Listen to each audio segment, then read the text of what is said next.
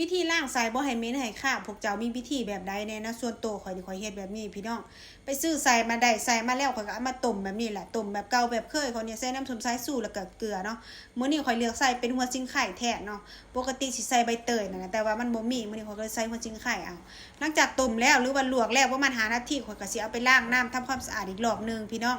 ตอนล้างน้ำทำความสะอาดเนี่ยข่อยก็สิใส่เป็นเกลือแล้วก็น้ำส้มสายชูอีกรอบนึงแล้วก็คั่นๆขยำให้